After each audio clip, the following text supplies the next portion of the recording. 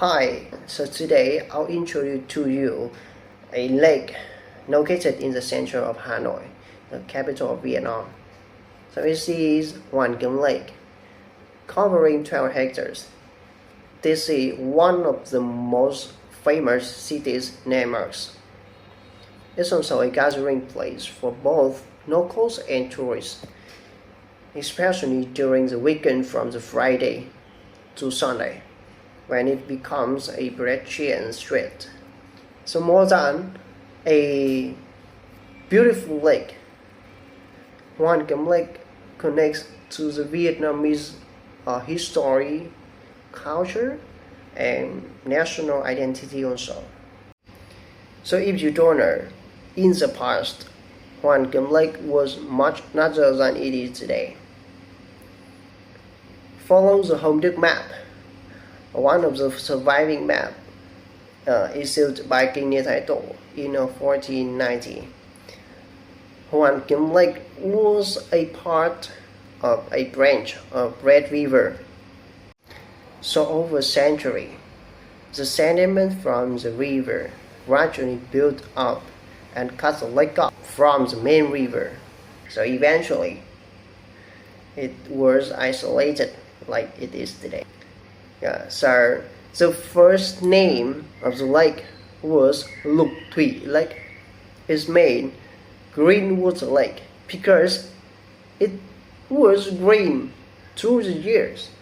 So after that, in 16th centuries, under the Chick-North rules, the lake was divided into two sections. Tả Vọng Lake is meant look to the left, and Hữu Vọng Lake is meant look to the right. So who is Chick-North? So why they have power to divide a large lake like this?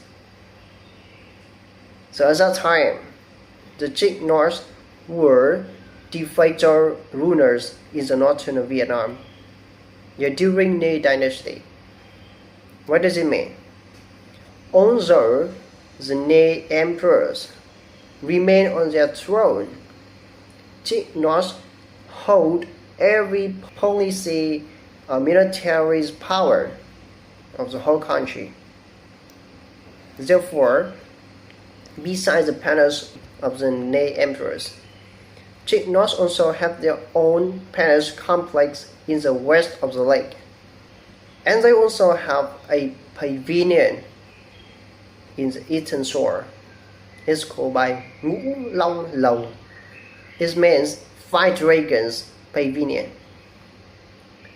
The dragon is the strongest symbol, only spent for the king. However, in their pavilion, there is 5 dragons on this. So to connect their structure, an embankment was built across the lake, dividing it into 2 sections, like I said above. So after that, in 1858, France began their invasion of Vietnam, and in 1880, they gained full control of Hanoi.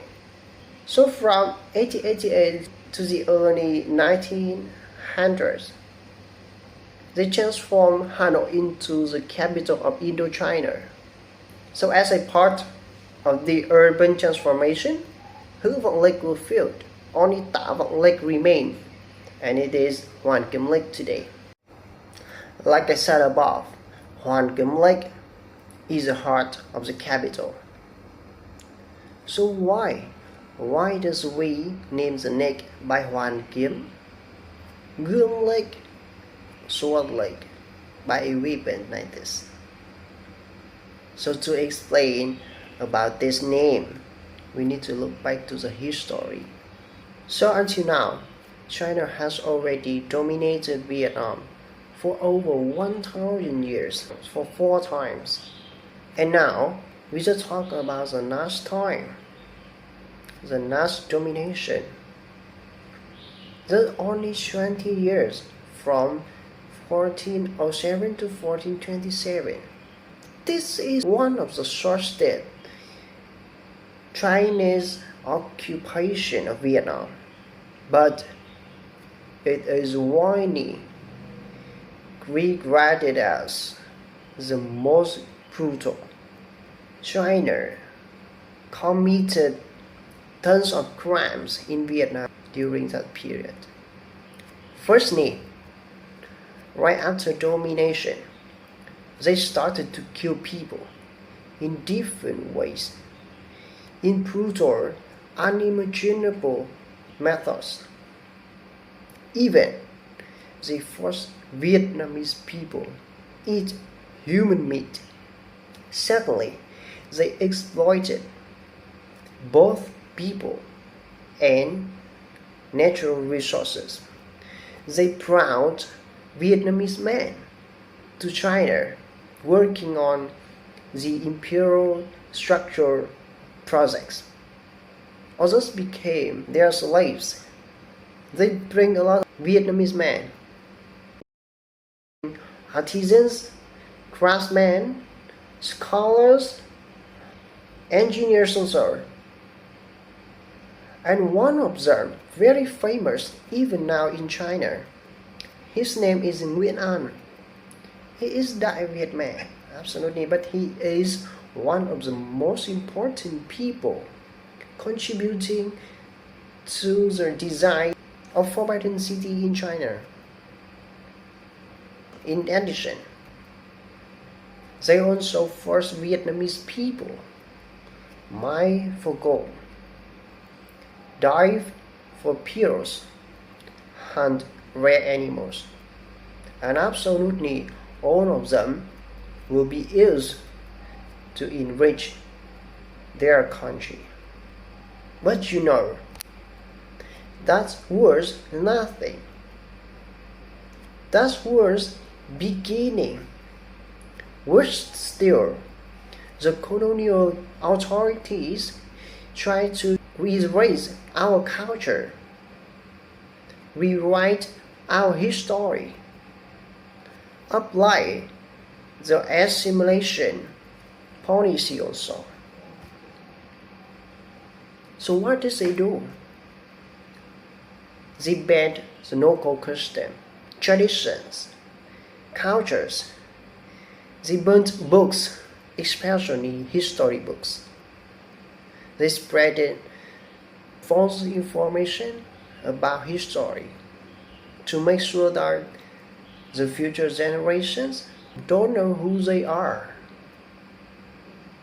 They found to kill or castrated Vietnamese men who's handsome and talented. For what? The future generation will be weakened. Also, they brought Chinese men to Vietnam. So later generation would have Chinese ancestry. So, for those reasons, combined with strong Vietnamese patriotism, there's a lot of uprising appearing in the whole country. Unfortunately, most of them were brutally oppressed. Only Nam Son uprising, led by Nê Nội and his advisor Nguyễn Trãi in Thanh Hóa province, were successful. Ultimately, defeat the Ming army, restoring Vietnam's independence.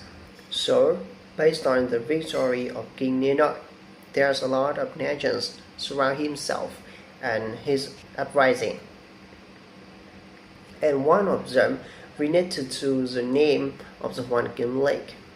It said that the King Nê Nội received a magical sword from the ocean god, and with that sacred sword, he led Vietnamese resistance against Ming army and won independence for the country.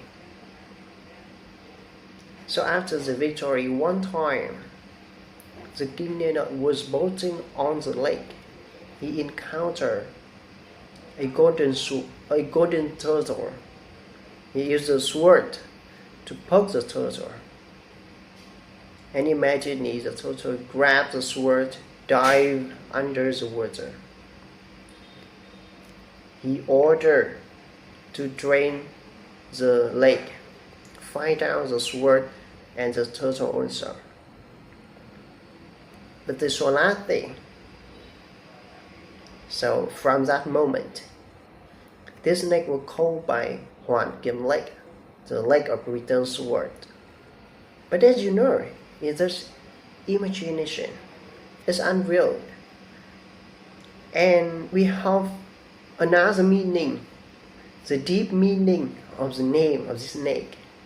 That is, we only use weapon for resistance. So after resistance, we give the sword back to the god. We put the weapon down. We focus on how to make money. Focus on fields, rice, and another plants, fruits. We don't use weapon to make a war. Therefore, name a snake in the center of capital by return sword is just a message from the bottom of our heart. We want peace. We need peace. We want to become friends of every country in all over the world. With us, peace is the most important thing. Yeah, so above is my presentation about Sword Lake. It's very short, very general. And I know that I need to make more details about the Ngọc Temple, Turtle Towers, and a lot of things. But this is my first video.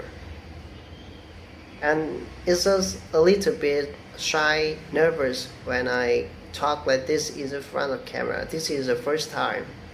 So hope that you can give me some feedbacks to make it better next time. Thanks.